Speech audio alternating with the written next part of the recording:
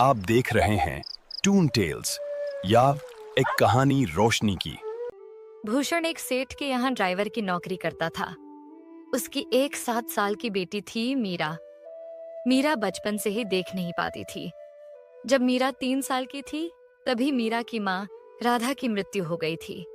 लोगों ने भूषण को दोबारा शादी करने के लिए कहा, लेकिन भूषण नहीं माना। भूषण को लगता था जो प्यार मीरा को उसकी सगी माँ दे सकती थी वो उसकी सौतेली माँ नहीं दे पाएगी। भूषण अपनी बेटी मीरा को माँ और पिता दोनों का प्यार देने की पूरी कोशिश करता था। पता है मीरा, आज तुम कैसी लग रही हो? परी के जैसी। लेकिन तुम्हें कैसे पता? क्योंकि यह तो मुझे आप हर रोज कहते हो। पापा, अगर मैं देख पाती तो मुझे भी पता चलता कि परी कैसी दिखती है। यह सुनकर भूषण की आंखों में आंसू आ जाते हैं। भूषण हर दिन उसे तैयार करता और फिर ड्यूटी पर जाता था। यह सब करने में उसे देर भी हो जाती थी, लेकिन उसके सेठ बहुत अच्छे थे। वो भूषण की मजबूरी को समझते थे। क्रिसमस से कुछ दिन पहले की बात है। सेठ जी कुछ दिन के लिए बाहर गए हुए थे। भूषण सेठ के लड़के की गाड़ी चला रहा था। एक दिन भूषण को आने में देर हो जाती है। मतलब तुम तो हद करते हो भूषण। तुम्हें बोला था कि कल जरूरी मीटिंग है, जल्दी आना, लेकिन तुम अब आ रहे हो लाट साहब की तरह। मुझे माफ कर दो सेठ जी। वो ऐसा है कि देखो, तुम अपने बहाने अब मुझे मत सुनाओ। मैं तुम जैसे कामचोर लोगों को अच्छी तरह जानता हूं। काम आधा करना है, लेकिन पैसे पूरे चाहिए। नहीं सेठ जी, ऐसा नहीं है। देखो, तुम मुझसे बहस मत करो। मैं अपने पापा की तरह बिल्कुल नहीं हूं। मुझे तुम जैसे ढीले लोग अपनी कंपनी में बिल्कुल नहीं चाहिए। तुम आज ही अपना हिसाब करो और निकलो यहां से। सेठ जी, ऐसा मत करो। मुझे नौकरी से मत निकालिए। तो क्या तुम्हें मुफ्त की पगार देता रहूं? चलो निकलो यहां से। भूषण दुखी होकर वहां से चला जाता है। उसने दूसरी जगह नौकरी तलाश करने की बहुत कोशिश की, लेकिन उसे कहीं और नौकरी नहीं मिली। ये बात भूषण ने मीरा को नहीं बताई थी, लेकिन मीरा को अंदाजा हो गया था। बहरहाल एक तो क्रिसमस आने वाला था और ऊपर से जैसे जैसे घर का राशन खत्म होता जा रहा था, भूषण की चिंता और बढ़ती जा रही थी। यही सब सोचकर एक दिन भूषण घर में उदास बैठा हुआ था। मीरा भी उसके पास ही बैठी हुई थी। पापा, आज तारीख क्या है? 23 दिसंबर है बेटा। अरे वाह, इसका मतलब 2 दिन बाद क्रिसमस ही। हाँ बेटा, तुम्हें कुछ चाहिए क्या क्रिसमस पर? नहीं पापा, मुझे कुछ नहीं चाहिए। अरे ऐसे कैसे नहीं चाहिए? क्रिसमस साल में एक बार आता है बेटा। मैं तुम्हारे लिए कपड़े ले आऊंगा। ये कपड़े बहुत पुराने हो गए हैं। पिछले साल भी भूषण ने अपनी बेटी को कपड़े दिलाने का सोचा था और उसने पैसे भी जोड़ रखे थे, लेकिन जब वो मार्केट गया तब वहां किसी ने उसकी जेब काट ली। बेचारा खाली हाथ घर वापस आ गया था। इस साल भी वो अपनी बेटी के लिए कुछ नहीं ले पाएगा। ये सोचकर वो दुखी हो जाता है। वह चुपके से रोने लगता है। तभी मीरा कहती है, पापा, आप रो रहे हैं ना? नहीं बेटा। आप झूठ बोल रहे हैं ना पापा? माना मैं देख नहीं सकती हूँ, लेकिन मैं तुम्हारे आंसू तो देख सकती हूँ ना। क्या बात है पापा, आप क्यों रो रहे हैं? मुझे बताइए ना। अरे बेटा, बोला ना, मैं रो नहीं रहा हूं। वो लगता है आंखों में कुछ चला गया है, इसीलिए आंखों में आंसू आ गए। भूषण ने मीरा की बात तो डाल दी, लेकिन वो भविष्य की सोचकर बहुत परेशान था। अगले दिन भूषण ने फिर नौकरी की तलाश की और उसके हाथ फिर निराशा लगी। शाम को जब वह घर लौट रहा था तो पूरा बाजार क्रिसमस की वजह से भरा हुआ था। क्या जीसस, क्या किस्मत बनाई है आपने मेरी।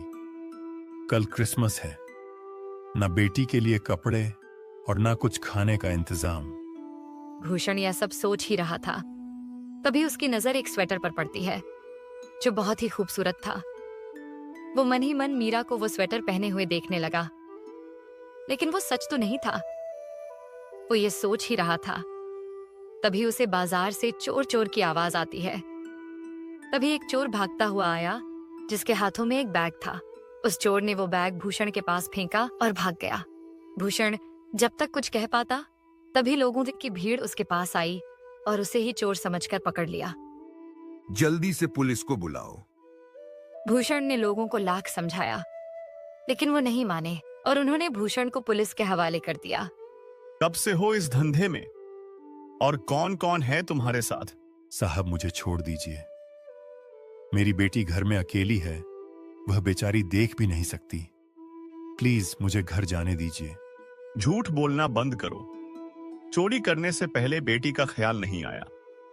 पैसों से भरा बैग लिए तुम्हें लोगों ने रंगे हाथों पकड़ा और तुम कह रहे हो तुम चोर नहीं हो। साहब कभी कभी आंख का देखा भी तो सच नहीं होता। देख तू मुझे ज्यादा ज्ञान मत दे। तुम जैसे शातिर चोरों का मुंह कैसे खुलवाना है यह मुझे अच्छे से पता है। इंस्पेक्टर साहब ने फिर से उसकी पिटाई शुरू कर दी। दूसरी ओर काफी रात होने पर जब भूषण घर नहीं आया, मीरा काफी परेशान हो जाती है। आज काफी देर हो गई है।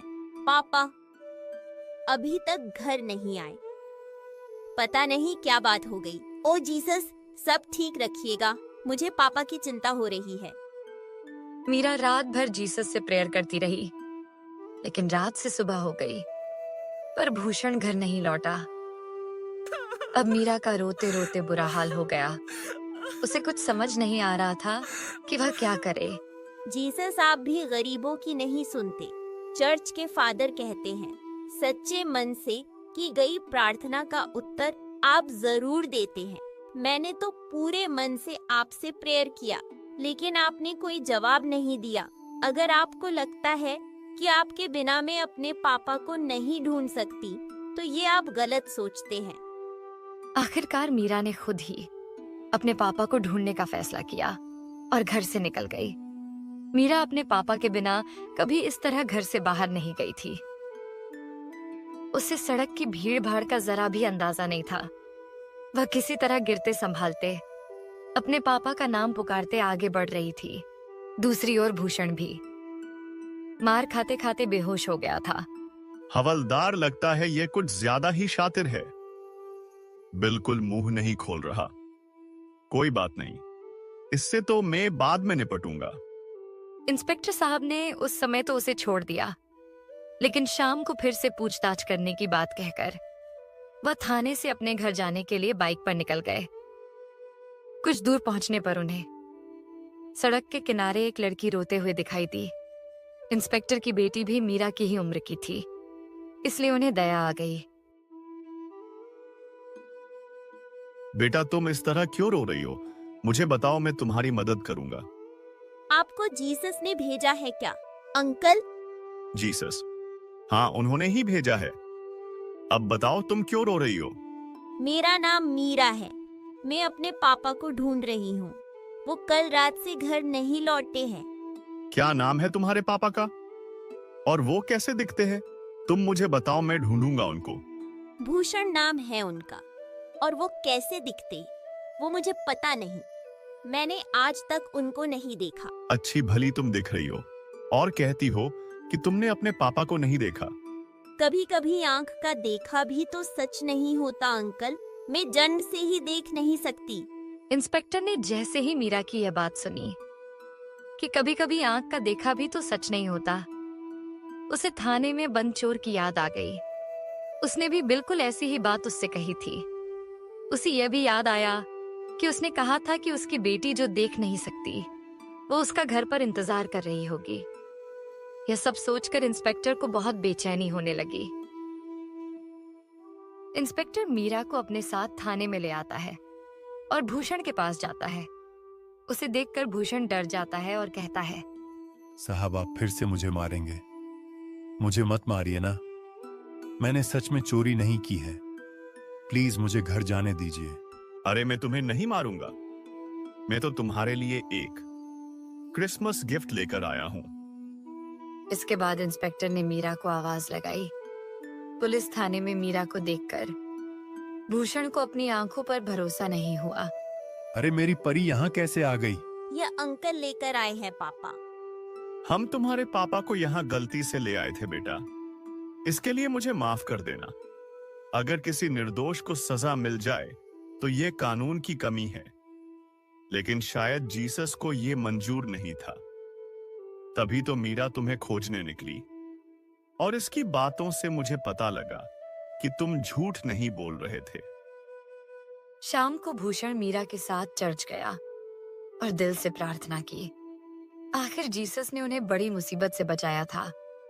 शाम को इंस्पेक्टर साहब भी चर्च आए थे। उन्होंने उन दोनों को मेरी क्रिसमस तो कहा ही, और साथ में एक बड़ी खुशखबरी भी उन्हें दी। भूषण, हमारे पुलिस विभाग में ड्राइविंग की वैकेंसी निकली है। मैंने तुम्हारे नाम की सिफारिश की है। बस तुम्हें ड्राइविंग टेस्ट में पास होना होगा। पास तो कर लोगे ना टेस्ट? जरूर पास करेंगे सर। भूषण ने ड्राइविंग टेस्ट पास कर लिया। अब वो पुलिस विभाग में ड्राइवर के पद पर काम करता है। इस क्रिसमस उसे ऐसा गिफ्ट मिला जो वो अपनी पूरी जिंदगी नहीं भूल सकता।